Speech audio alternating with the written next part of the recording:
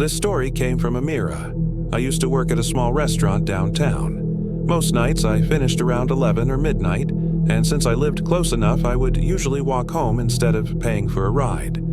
It wasn't a dangerous area, at least not on the surface, but I learned the hard way that it doesn't take much for a routine walk to turn terrifying. One Friday night after a particularly long shift, I left work exhausted. The streets were quieter than usual, almost eerily so, and the only sounds were my footsteps and the faint hum of traffic in the distance. I stuck to the same route I always took, 3 main streets, then a cut through a quieter residential block, and I'd be home in 15 minutes. At first, everything seemed normal. I passed the usual closed shops, dimly lit streetlights, and the occasional alleyway. But as I turned onto the second main street, I noticed a car idling across the road. Its headlights were off, but the faint glow from the dashboard gave away that someone was inside. I thought nothing of it at first, but when I passed by, I heard the low rumble of the engine start. Slowly, the car began to roll forward. I glanced back quickly, trying to stay calm, but it was obvious. They were keeping pace with me. I told myself it was just a coincidence, maybe someone waiting for a friend or just driving slowly. But when I turned onto the next block, the car turned too, creeping behind me at the same speed I was walking. That's when I knew something was wrong. My heart started racing. I adjusted my bag on my shoulder and walked faster, but the car matched me exactly. I crossed to the other side of the street, so did the car. By then, every instinct in me was screaming to run, but I was stuck in the middle of a residential area where every house looked dark and asleep. There wasn't a soul in sight. I debated pulling out my phone, but I didn't want them to see me fumbling. I thought about ducking into an alley, but that felt worse, like walking straight into a trap. So instead, I forced myself to keep walking, trying to act casual even though I could hear my pulse pounding in my ears. Then the car crept closer, inching up beside me until it was only a few feet away. The passenger window rolled down slowly, and a man's voice called out, low and casual. "Hey, need a ride?" I ignored him, my eyes fixed ahead, but he persisted. "Come on, it's late. Safer with me." His voice had this fake friendliness that made my skin crawl. When I didn't respond, his tone changed. Sharper, impatient. "Hey, I'm talking to you." At that point, fear overtook exhaustion. I bolted, cutting across the street and sprinting down toward the main road as fast as I could. I heard the engine roar behind me, the car speeding up, tires screeching against the pavement. For a split second, I thought they were going to swerve and cut me off. But just as I reached the corner, a late-night bus came barreling down the road. I waved frantically, and by some miracle, the driver actually stopped even though it wasn't a designated stop. I jumped on without even looking back. The driver gave me a strange look, but he didn't ask questions, and I was too shaken to explain. As the bus pulled away, I glanced through the window. The car was still there at the corner, the man leaning out of the window, watching me disappear. When I finally made it home, I couldn't stop shaking. I never saw that car again, but from that night on, I never walked home alone after dark. It just wasn't worth the risk. This story came from Javed. Back when I was in college, I lived in a small town that was mostly quiet but had a lot of old, dark streets that weren't well lit. My apartment was about a 20-minute walk from campus, and since I didn't have a car back then, walking was my only option. Most nights it wasn't a big deal, but one particular night stands out in my memory like a scar. I had stayed late in the library cramming for an exam, and by the time I left, it was already after midnight. The usual streets I took had decent lighting, but there was a shortcut that went over a small pedestrian bridge across a creek. During the day, it was perfectly fine, always full of joggers and students. At night, though, it was different. Silent, dark, and almost too still. That night, I decided to risk it because I was exhausted and just wanted to get home as quickly as possible. I had my headphones in at first, but halfway across campus I pulled them out. I can explain why. Something about the quiet felt so heavy that music just didn't sit right. I wanted to hear what was around me. As I approached the bridge, I noticed someone standing at the far end. He was leaning against the railing, hunched over like he was staring down into the water.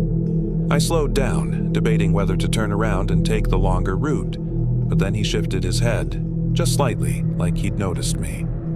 I told myself it was fine. He was probably just another student, maybe even drunk, cutting through the same way. I kept walking, trying to look casual, but the closer I got, the stranger it felt. He wasn't moving, wasn't saying anything, just standing there, perfectly still. When I was about halfway across, I heard it. The sound of his shoes scraping against the wooden planks as he pushed off the railing and started walking toward me. My chest tightened instantly. I tried to stay calm, but my legs picked up speed on their own. He matched it, his steps quickening until I was practically jogging. The bridge was narrow, only room for one person to pass at a time, and I knew I'd have to get close to him unless I turned back. I glanced over my shoulder, and what I saw made my blood run cold. He wasn't just walking anymore. He was moving fast, almost a run, head down, arms swinging. He was coming for me. I bolted. My backpack bounced against my shoulders as I sprinted the last stretch of the bridge, my shoes pounding against the planks. I didn't care about being quiet anymore. I just needed to make it to the other side. I heard his footsteps slamming behind me, closer and closer, and for a split second I was sure he was about to grab me. But as I flew off the bridge and onto the main street, a car suddenly passed by. Its headlights lit everything up, and in that flash I turned to look. The man had stopped dead in the middle of the bridge, frozen like the light had pinned him in place. I got a clear look at his face for the first time, pale, blank, eyes wide, staring straight at me. The car drove on, and just like that, he turned and walked back to the railing as if nothing had happened, like he hadn't just chased me halfway across. I didn't wait around. I sprinted all the way to my apartment and locked every door and window. For weeks afterward, I couldn't bring myself to cross that bridge, no matter the time of day.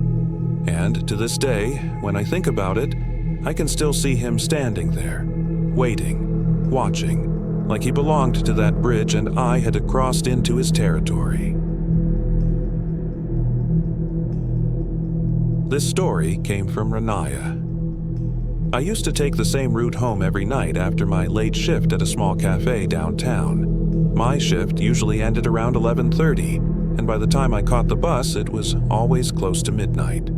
The bus stop wasn't far from my apartment, maybe a 15-minute walk, but there was this park in between. During the day, it was full of kids, joggers, and dog walkers. At night, though, it felt like another world. Empty, quiet, wrong. Still, the park cut my walk almost in half, and after a long day, shaving off those extra minutes always tempted me. I knew it wasn't the smartest idea, but I told myself it was safe enough. Nothing had ever happened before. One night, the air was heavy after a late rain. The streets looked deserted. Every shop was closed. Every house I passed had its lights off. When I reached the park entrance, I stopped under the flickering street lamp. The path stretched out in front of me, broken only by patches of light from the old lamps along the way. It should have felt familiar, but that night it felt wrong. I thought about just taking the long way, but exhaustion won. I pulled my jacket tighter and stepped inside. The sound of my shoes on gravel echoed louder than usual, and every rustle of leaves made me flinch. The park I walked through so many times in daylight looked twisted and unwelcoming at night.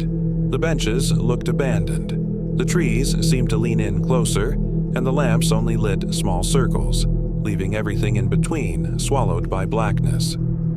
I tried to distract myself by going over the Cafe A.'s closing routine in my head. What I forgotten, what I had to do tomorrow, but then I heard it. Footsteps. Not behind me, not ahead. To my left, faint but steady, like someone matching my pace from inside the tree line. I froze mid-step. The sound stopped too. My heart started racing and I forced myself to breathe slow.